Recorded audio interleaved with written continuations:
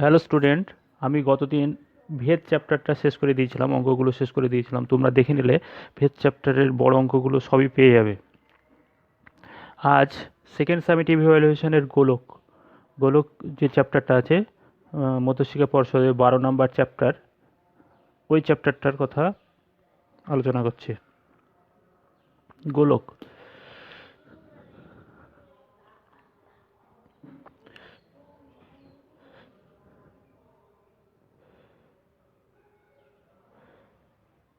এটা যেটা আঁকলাম আমি, সেটা হচ্ছে বৃত্ত। বৃত্ত হচ্ছে একটা দ্বিমাত্রিক স্পেস, দ্বিমাত্রিক বস্তু। এবার একটা বৃত্তাকার চাকতি, যদি এরকম একটা বৃত্তাকার চাকতি কাটা হলো স্পিচ বোর্ডের, এই বৃত্তাকার চাকতিতে এখানে এরকম একটা যদি একটা দণ্ড লাগাই এবং এই দণ্ডটাকে অক্ষ করে যদি ঘোরানো হয়, তাহলে এইরকম একটা বস্তু তৈরি হবে। এরকম একটা বস্তু তৈরি হবে, যেটা বলের মতো একটা এরকম একটা বস্তু তৈরি হবে। এই বস্তুটা একটা তিন মাত্রিক বস্তু।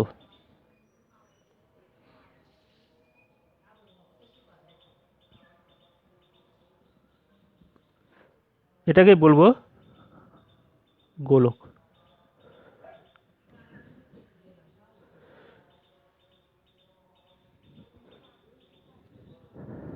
তাহলে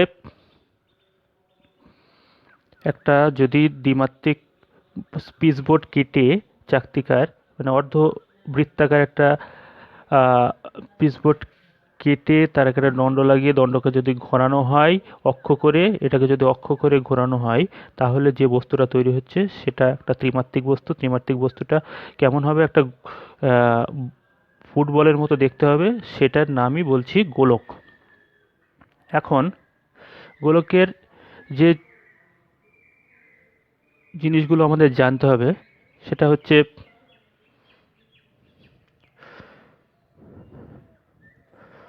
গোলকের পার্শ্ব তলের ক্ষেত্রফল। গোলকের পার্শ্বতল বা গোলকের সমগ্রতল একটাই জিনিস, সমগ্রতল। তো একটা গোলকের কটা তল আছে? গোলকের একটাই তল আছে। গোলকের একটা তল, যেটা হচ্ছে বক্রতল। চারিদিক দিয়ে যে তলটা আছে সে তলটাকেই মানে তল বলা হচ্ছে, সেটাই হচ্ছে একটাই। সে তলটার নাম হচ্ছে বক্রতল। তাহলে লিখছি গোলকের একটি মাত্র তল, সেটি হচ্ছে বক্রতল। তো এই যে বক্রতল একটি মাত্র, সে বক্রতলের ক্ষেত্রফল আমাকে বার করতে হবে। আমি এক কাজ করলাম, একটা ফুটবল আকারের ফুটবলের ফুটবলই নিলাম। এখানে একটা ফুটবলের এখানে একটা পিন পিন লাগালাম। সেই পিনটা থেকে একটা সুতো বেঁধে ফুটবলকে এইভাবে জড়াচ্ছি।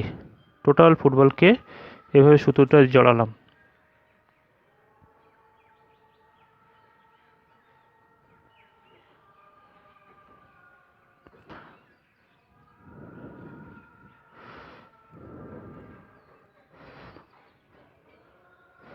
এইখানে এইখানে শেষ হলো, এই বিন্দুতে জড়ানো শেষ হলো। মনে করলাম টোটাল এল দৈর্ঘ্যের সুতো লেগেছে।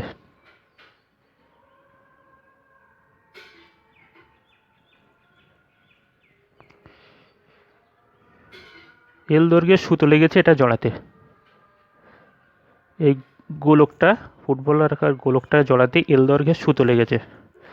এবার আমি কী করছি, 4টি বৃত্ত নিচ্ছি।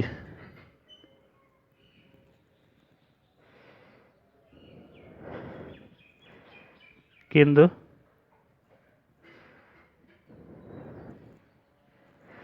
চারটি এর এর মাপেরই বৃত্ত নিচ্ছি। এর একটা ব্যাসার্ধ আমি জানি, এখানেও এই ব্যাসার্ধ যদি আর হয়, এর আর ব্যাসার্ধের 4টি বৃত্ত নিচ্ছি।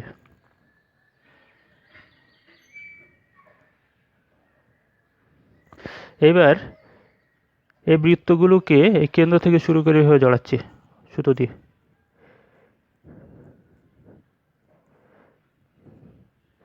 ঘন করে জড়াচ্ছি।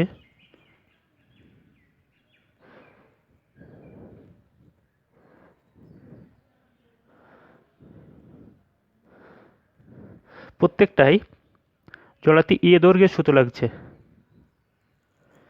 তাহলে 4টে টোটাল জড়াতে লাগলো 4 দৈর্ঘ্যের সুতো। 4 দৈর্ঘ্যের সুতো, এই 4 দৈর্ঘ্য দেখলাম 4a আর l এর মান সমান হচ্ছে। l এর মান যদি 40 হয়, 4 40, তাহলে কি দাঁড়াচ্ছে, এটার বাইরে যে টোটাল তল আছে, সমগ্র তল, আর এই বৃত্তের যে ক্ষেত্রফল, এই বৃত্তের যে ক্ষেত্রফল তার সঙ্গে সমান হচ্ছে। তাহলে কি দাঁড়াচ্ছে, গোলকের সমগ্র তলের ক্ষেত্রফল সমান 4 পাই আর স্কয়ার। আর যেখানে কি, আর যেখানে বৃত্তের ব্যাসার্ধ, তাহলে কি করলো 4, এখানে 4a কোথায়, 4a পেলাম কোত্থেকে, যেহেতু প্রত্যেকটার দৈর্ঘ্য লেগেছে, তাহলে 4a লিখলাম। আর এখানে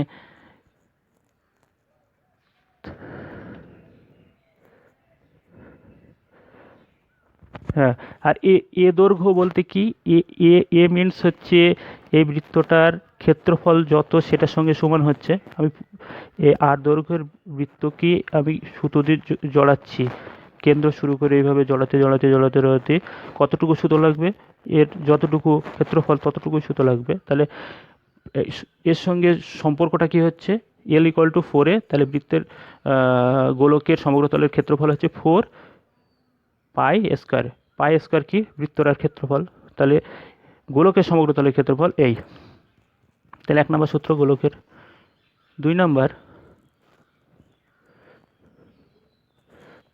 গোলকের আয়তন 4/3 পাই আর কিউব। 3 নম্বর, হ্যাঁ, অর্ধগোলকের কথা একটু বলি।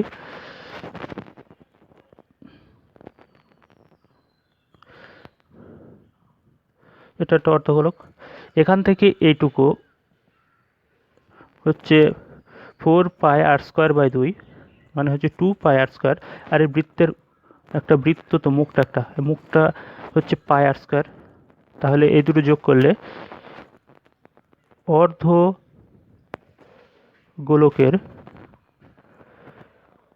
গোলকের সমগ্র তলের ক্ষেত্রফল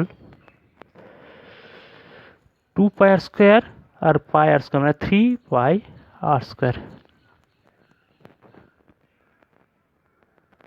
এই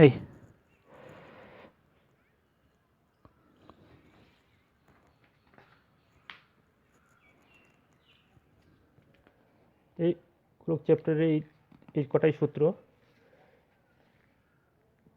এবার অঙ্কে যাচ্ছি।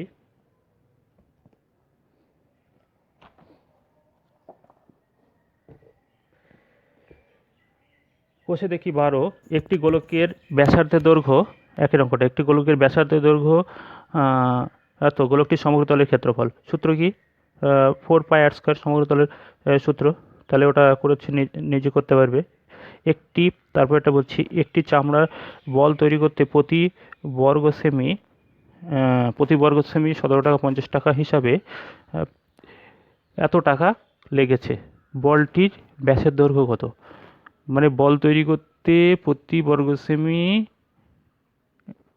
এত টাকা হিসেবে এত টাকা লেগেছে, বলটির ব্যাসের দৈর্ঘ্য কত? তাহলে কি একটা বল যখন আমরা তৈরি করি চামড়া দিয়ে যখন ঘিরি তখন হচ্ছে তার সমগ্র তলটাকেই ঘিরি, সমগ্র তল, তাই তো? তাহলে এটাকে এটা দিয়ে ভাগ করলে বলটা কি পাওয়া যাবে? সমগ্র তলের ক্ষেত্রফল। এটাই করব। ধরি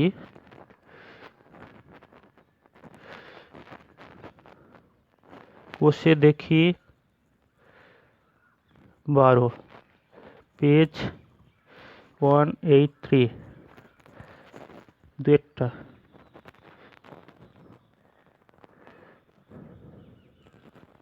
ধরি বলের ব্যাসার্ধ সমান সমান আর একক কি দেওয়া আছে? 2 বর্গ সেমি। তাহলে বলের সমগ্র তলের ক্ষেত্রফল কি হবে? 4πr²। এখন প্রতি বর্গ সেমি এত টাকা আবার দেওয়া আছে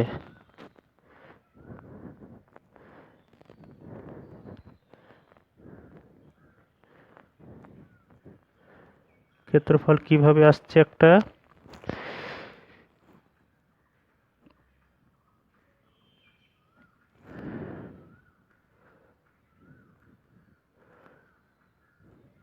এত বর্গ সেমি, প্রতি বর্গ সেমি 17 টাকা 50 হিসাবে টোটাল এত টাকা লাগছে। তাহলে এটা ভাগ করলেই বার হয়ে যাচ্ছে শর্তানুসারে 4πr² সমান সমান কত? এটা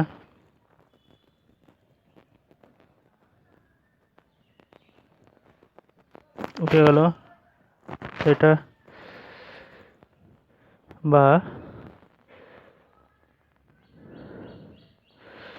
4 গুণিত 22/7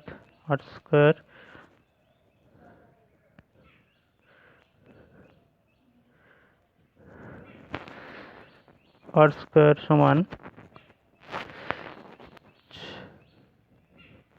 7টা উপরে যাচ্ছে,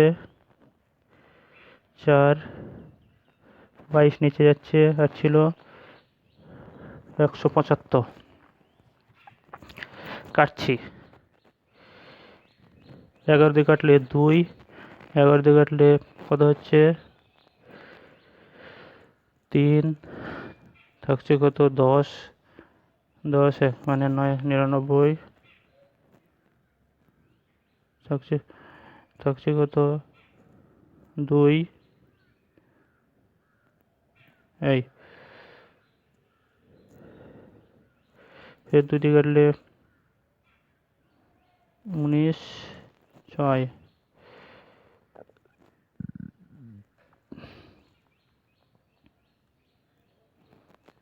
4 দিয়ে কাটলাম, 4 দিয়ে কাটলে 4 4 16, 4 9 36, এটা কাটছি 7 দিয়ে, 7 7 7 2 14,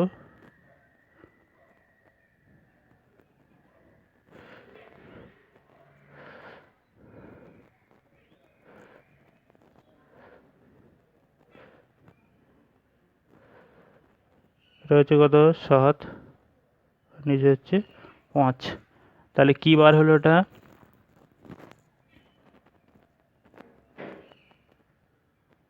বলের ব্যাস 7/5, 2 দিয়ে ব্যাস, এটা ব্যাস 2 দিয়ে ভাগ, বলের ব্যাস 2 দিয়ে গুণ করতে হবে, ব্যাস 14/5।